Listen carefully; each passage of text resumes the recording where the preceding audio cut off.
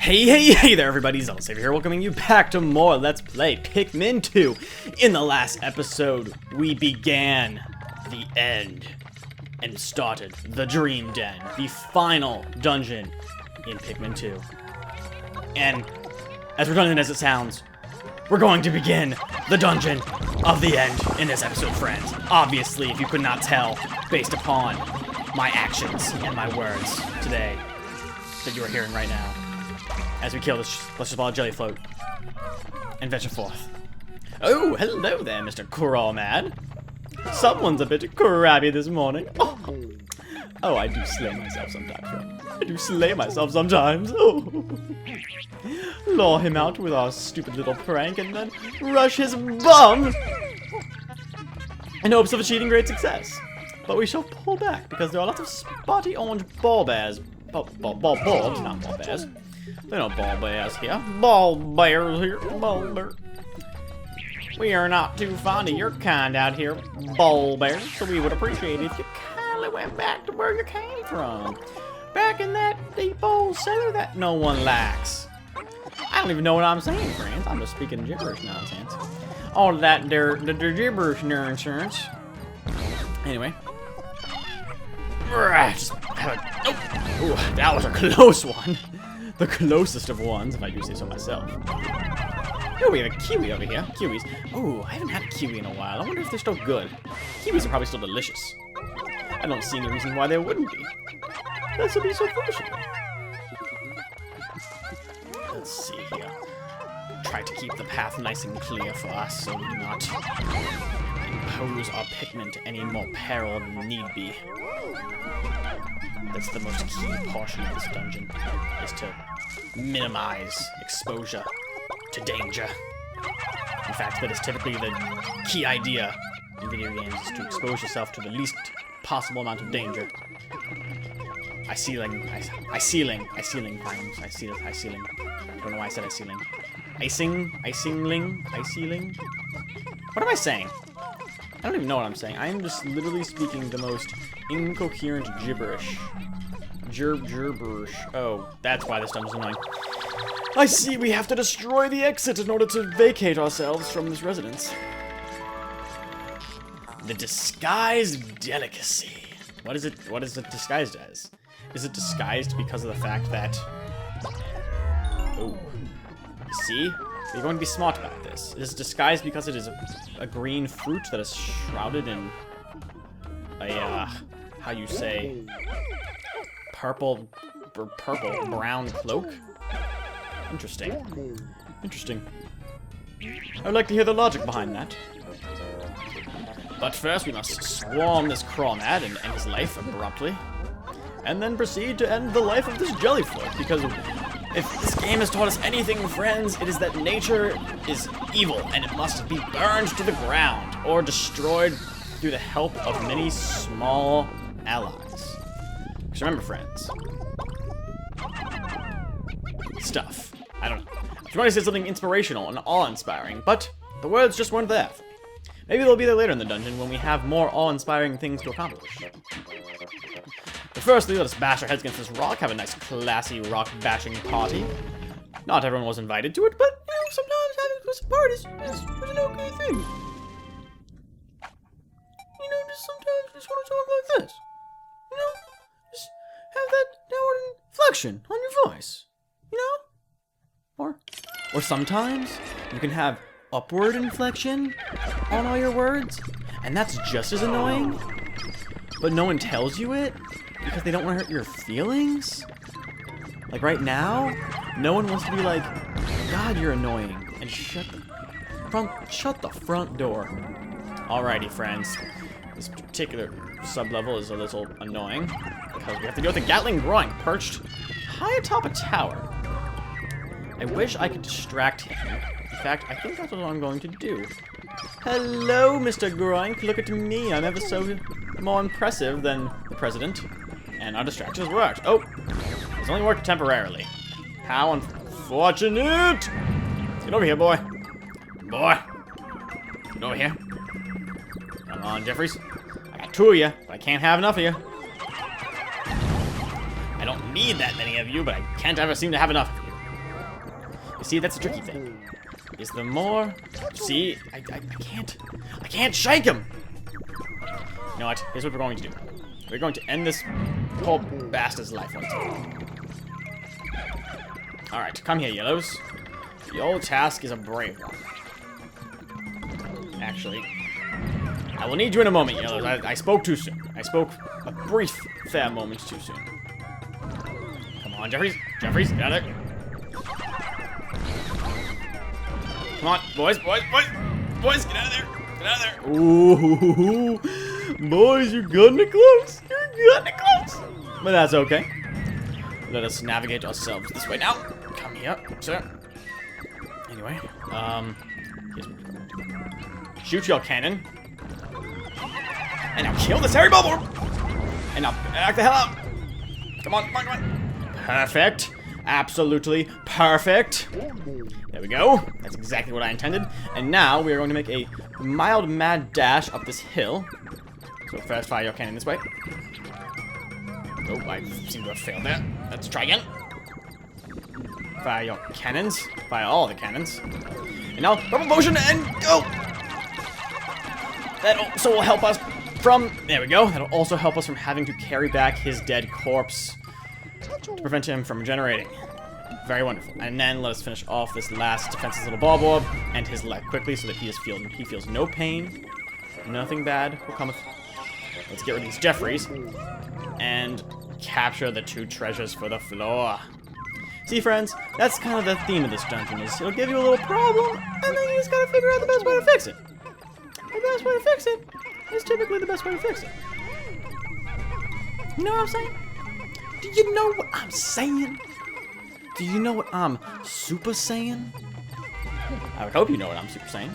Anyway. Come on, boys, we ain't got all day. We got things to find, places to go, pencils to get. Nintendo 64 pencil sharpened on both ends. The implement of Toil. How many of you did that in your younger days, or your current days, if you are on the younger side? And going along with the pencil on both, sharpened on both ends, is the tool in which it was sharpened with. The manual honer. Clever little name there. Honing your sharpened blade. Anyway, on an interesting note there, I actually took a drawing class this past semester at school. I'm not really an artist, or I wouldn't call myself an artist, but it was actually very fun. I enjoyed it very much so. In fact, it was actually a funny story to go behind that as well. In fact, I did not intend to take the class when I signed up for it. In fact, what happened was, I have a lot of friends who are very artsy people, and I was talking to them, because as a part of college, for those of you who aren't there yet or are thinking about it, if you go to particular types of schools, one of the annoying things is they'll have you take lots of different styles of classes. For example, I'm a biology major, yet for some godforsaken reason, I was required to take an art class. And there's tons of types of arts at my school. My school is very good with its art program, which is a very nice thing. I like the fact that it's good with the arts. But one of the things, like I said before, is I take an art class. Like I said, a lot of my friends are very artsy people, so they were like, oh, talk to us about art classes. We could tell you all sorts of wonderful things. And so I was like, okay. And so I asked them, what type of art class should I take? And there was a particular type of art. I don't exactly know what it is, but apparently it was called printmaking. I really don't know what printmaking is, but they suggest I take it. If you want to look up what it is, be my guest. I really don't know. I couldn't really tell. But anyway, so I was signing up for this printmaking course, and I go online and I write down all my application stuff. I put all the information in there, and it's all good and it's wonderful and it's grand and everything's great. So I'm like, okay, awesome. I'm going to take that course. All is good in the world.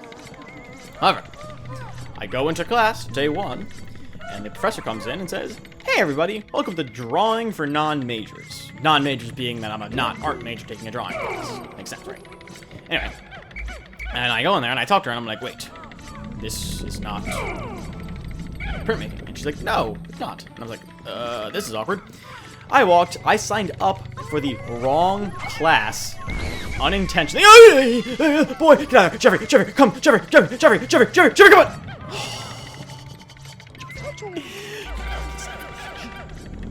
But as I was trying to say in my story beforehand. Okay, before I actually do my story, this sublevel is a jerk. You wanna know why this level's a jerk? Because of that. That's why it's a jerk. That ball orb, spotty ball bear, contains the treasure in this dungeon, or in this floor, and falls out of the sky like that. I remember when that happened to me when I was playing the game for the first time.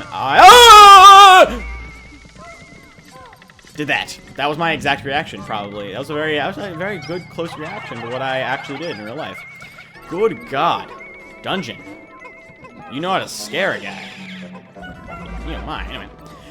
I guess to keep a long story short with what I'm trying to say is I signed up for the wrong class unintentionally online, and I ended up taking a drawing class this past semester instead of the one that I intended to take in the first place, and I had a hoot with it. I wouldn't say I was a very good drawer, but my art professor seemed to really like what I was doing, and she was also just a really awesome person. Art people are really cool. Those of you who are, like, artists out there, like, kudos to you. Art is awesome, and I wish I was better at it.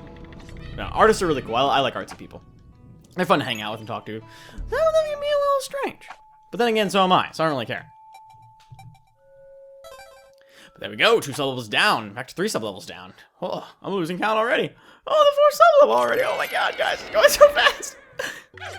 Anyway, remember that sublevel I told you about before, guys? The one with all the freaking decorated cannon beetles? Here it is. Look at it. Look at it. Look at it. Look at it. Look at it. Just look at it. Isn't it wonderful? Isn't it just a beaut? Yeah, this sublevel, flat out, sucks. This is an awful, awful sublevel. In fact, it is going to take me a long time. In fact, this is typically the best way I choose to approach this sublevel. It's a very interesting approach, if I do say so myself. It merely consists combating the cannon beetles against each other. You've seen me do this strategy beforehand. In fact, it's actually a pretty nice one. As you can see, they can spit rocks at each other, which is a fantastic way to kill things. In fact, you missed that one, but I want to kill this guy first. I want you to look at me, sir. Look at me, I'm gonna be your face. No. Or fine, I'll let you kill him. Oh, don't, President. I would appreciate if you could get out of the way quickly enough to prevent your own demise. I would like you to not be the brute end of my blunt stick that is my attacking force. But now this is where it gets tricky because I somehow have to destroy that poison generator without losing any way Pikmin. Alright. Come on, destroy it quickly. So I can bring... Oh, and that's also a scary thing, too, is the fact that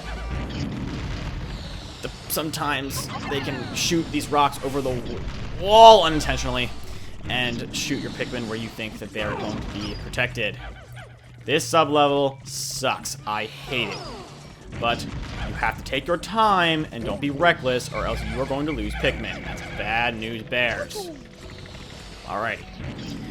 Probably the worst part of this sublevel is also you need to be very careful in which you attack these guys, because you remember, enemies typically tend to buck your Pikmin off. In the case of the decorated cannon beetle, larva I shouldn't say, they're actually not decorated cannon beetles, they fling your Pikmin in a straight line in the direction they're facing, namely being on these tight, narrow sublevels. There we go. Now, I'm gonna attack like that. And you see, he flings my Pikmin forward like that. If he flung them in another direction, that is about 6 or 7 lost Pikmin completely due to lack of attention. Like I said, this sub-level sucks. It's a devious, devious sub-level. I apologize, friends. I'm not going to try to cut this out because I want to show you how much effort has to go into, like, being careful about this. Clash.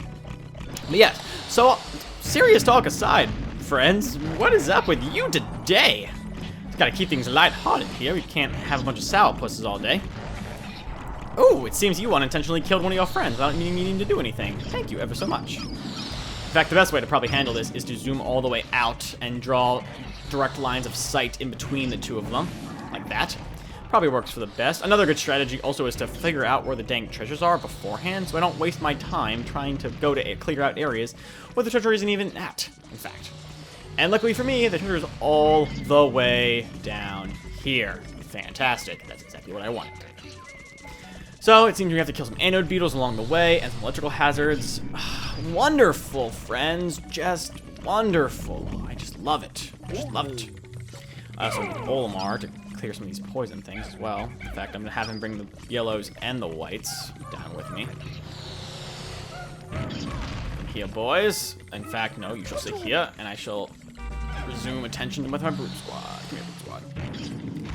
Alrighty. Very careful. Very careful. Very careful. Come Come on. Hide along the wall like this. Keep looking this way. There we go. Perfect, perfect. Hold still. Just like that, friends. That is how you take action in this dungeon. You command authority over the things we kill. You demand that they die in a fashion that is suitable to make us happy. Which is good, because I think we accomplished that pretty good so far. Alrighty. So you had some Anode Beetles. Luckily for him, no one wants to have butt sex with him because he's all alone. Tee-hee-hee-hee-hee-hee-hee. Forever alone, Anode Beetle. How sad. Let's take a moment for the Forever Alone Anode Beetle, guys, for no one will have electric butt sex with him. No one will have electric butt sex with you now, 'cause you're dead, because I hit you on the head. I think that's enough of a moment. We had him take a moment for the fallen. Now, finish, and your life, and your life, and your life. See, you have to be careful, friends, or else you will kill every single one of your Pikmin! Sorry, that was a bit of an exaggeration voice there. Anyway, let us kill this sir right here. Let's kill him like a sir. No, I do not believe that is an appropriate direction for you spitting your rocks. Go from this way. Okay, you're gonna have a little rock clash right there. That's fine, that's fine, that's fine. You're gonna do it again. Okay, that works for me. I'd like you to turn around. Turn y'all big old butt around so I can kill you appropriately. Oh, that works as well. Actually, no, it doesn't. I lied. I do not want you to kill him. I want this man to kill. No. Dang it. Conflab it diarrhea. Yeah. Alrighty.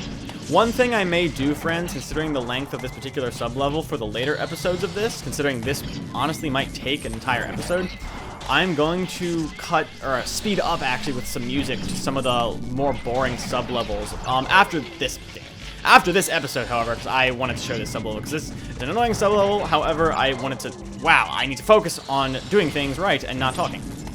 Anyway, as I was trying to say, I may skip some of the later sub-levels, some of the more boring ones, some of the ones that are kind of repetitious, just to expedite the process and end this painful length of it. Excuse me. Dungeon a little faster of a pace. Alright, now that that is taken care of, let's be weary of these Anode Beetles, for they all want to have electric butt sex with each other, because they're all a bunch of weird people, and I don't know why you want to do that. But we shall end their lives one at a time. Be careful about who you choose to kill and when. Kill you next, sir, so that you will never have butt sex again. Thank you. Oh. Oh, no! Dang it. Gone. Flag it, friends. Frag it. Lost 3 purples due to being negligent. Gosh, it's so annoying. So annoying, friends. It's so annoying. That's what I get for rushing and being not careful. It really is, friends. That's the one thing about this game sometimes. You gotta be careful. Careful and diligent. I think that is the biggest thing I can express to you all as part of this LP. Be diligent and careful.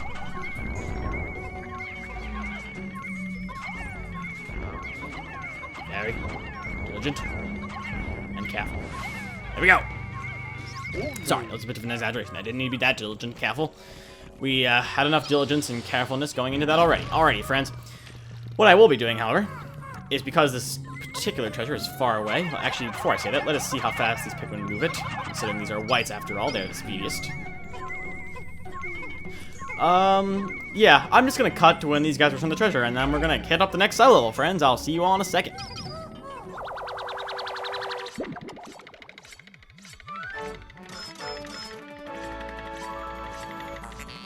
The Mirrored Element, 300 Pogos. And with that, friends, let us descend further into the depths of the dungeon. Making great progress, producing myself already on level 5. The thing with this dungeon is, though, is that there are a lot of single-floored treasures, or single-treasured floors. So we're going to be going through an entire sub-level for one treasure. There are 21 treasures in this dungeon. It's a bear. Anyway, friends, to keep things fresh and not boring, we are going to end the episode off here. I know it's a little earlier. I know typically I do over 20-minute videos. However, in the next episode of Let's Play Pikmin 2, we shall begin Sublevel 5. You've done so already. If you want to follow me on Twitter or add me on Skype, either or would make me the happiest man in the world. It really would. It really would. And with that, I hope you all are having a fantastic day.